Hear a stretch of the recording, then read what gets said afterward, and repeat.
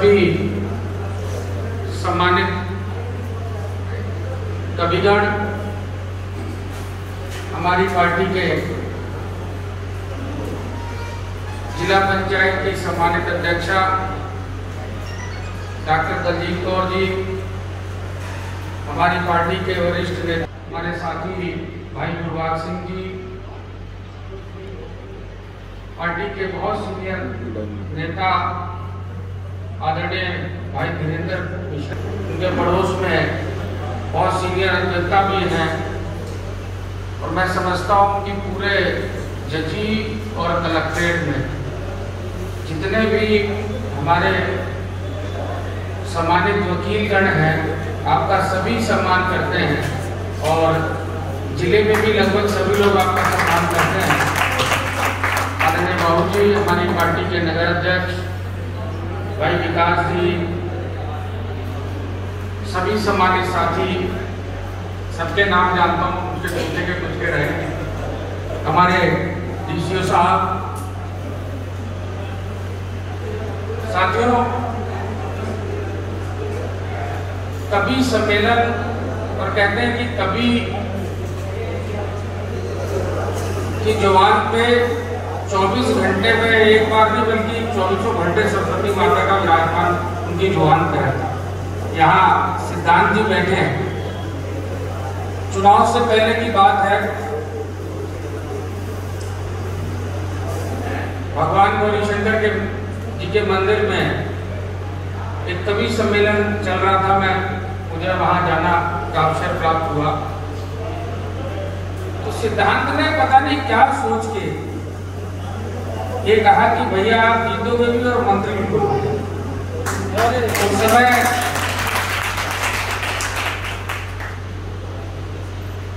चुनाव के टाइम पे इस तरह की बात बोलना, और ऐसे समय पे कि इस बार का जो पीलीभीत विधानसभा का चुनाव था, वो चुनाव नहीं बल्कि मैं ये मानूंगा कि बॉर्डर पे दो देशों के बीच युद्ध जैसा चुनाव था। बड़ा घेरने की सब लोगों ने कोशिश करी, लेकिन मंच पर बैठे सभी सम्मानित कवि और सामने बैठे नौजवान साथी और गुरबाज सिंह जैसे अनुभवी राजनीतिक, हमारे सभी सम्मानित पत्रकार साथी और पार्टी के सभी देवतुल्य साथियों ने एकजुट होकर के एक ऐसा माहौल बनाया कि पीलीभीत के अंदर फिर से कमल खिला, और ये सीट भी जीत के मोदी जी के और भारतीय जनता पार्टी के लिए सौंपी गई। 2022 की जीत पार्टी के कार्यकर्ताओं की जीत थी, और सच बात तो यह है कि 2017 में मैंने ज्यादा मेहनत करी थी, 2022 में तो मैंने मेहनत ही नहीं करी थी, क्योंकि मैं जानता था कि 2022 का चुनाव का परिणाम भारतीय जनता पार्टी के पक्ष में आना है। और आज इस मंच के माध्यम से मैं ये भी बताना चाहता हूं कि जिस समय काउंटिंग के लिए जा रहे थे, तो सिद्धांत की बात वहां मैंने जितने काउंटिंग के लिए हमारे एजेंट लोग थे उन सबको बताई थी, लेकिन नाम नहीं बताया। मैंने कहा कभी किसी कन्या के मुंह से कोई शब्द निकला हुआ, किसी साहित्यकार के, रचनाकार के मुंह से कोई अचानक शब्द निकला हुआ, वो सब नहीं बोलते, बल्कि माता शारदा उनसे बुलवाती है, बुलवाती है।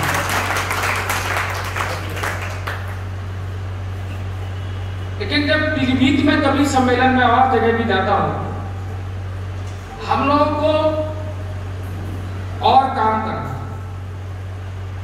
कि जब पीलीभीत में कभी सम्मेलन हो तो ये कुर्सियां खाली ना हो, बल्कि कुर्सियों के लिए भी मारामारी होनी चाहिए।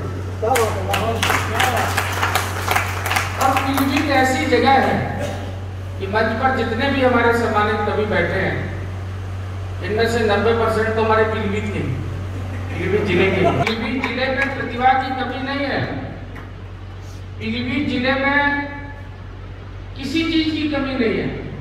लेकिन हम सबको ये भी चिंता करनी चाहिए कि अगर कभी सम्मेलन में निकल के कभी कविताएं सुनने जाएंगे तो उन कविताओं में से कुछ ऐसा मिल जाएगा जो हमारा जीवन बदल सकता है, जो हमारे जीवन में बहुत सारा बदलाव ला सकता है। और कभी ऐसी ऐसी बातें कह देते हैं जिसके बारे में सोच से परे होती है, बाद में घर जाके सोचो तो लगता है कि अरे क्या बात कही। मैं एक कवि सम्मेलन में गया, मुझे कवि सम्मेलन में बड़ा शौक है कविता सुनने का। एक कवि थे, उन्होंने कविता मेरे ऊपर ही सुनाई, मेरे उस समय समझ में नहीं आई, लेकिन जब मैं गाड़ी में बैठा और मैंने दिमाग लगाया तो मैं गाड़ी में अकेला हंस रहा था। क्या बात है। स्टाफ मुझसे कह रहा कि सर आप अकेले क्यों हंस रहे हैं, क्या बात हो गई?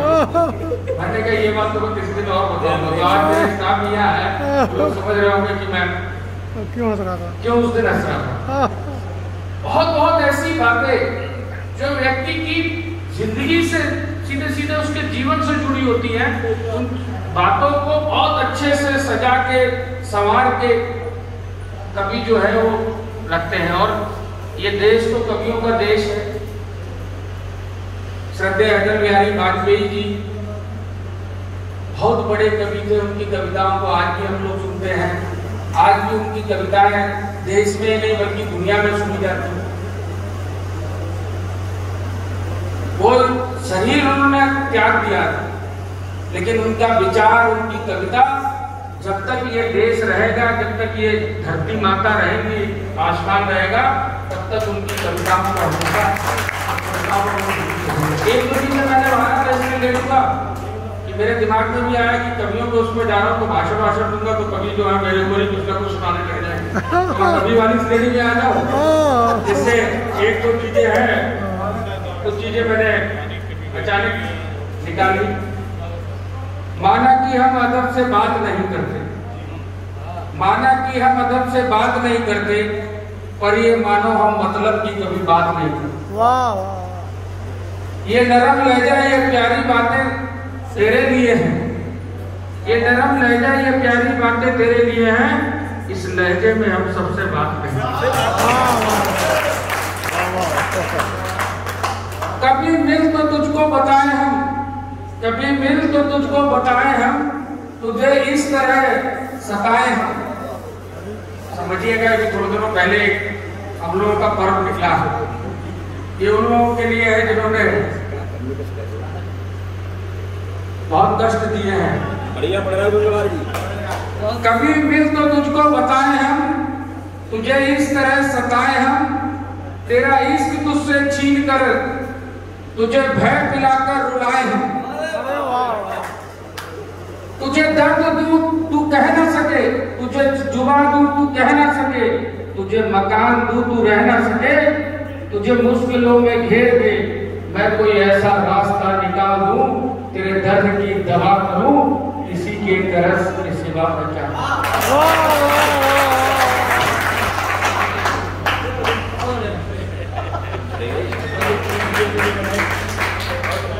तो मित्रों, कहते नहीं कि जैसी शक्कर वैसी रंगत आ जाती है। तो मुझे सिर्फ इतना ही कहना है कि ये जो कवि सम्मेलन आज है, हम लोग एक और कवि सम्मेलन करेंगे और उसी प्रांगण में करेंगे जहाँ पर हमारे जिले का नाम देश में रोशन कर रहे हैं हमारे भतीजे सिद्धार्थ जी और सभी सम्मानित कवि, जहाँ इनकी जुबान से वो शब्द निकले और वो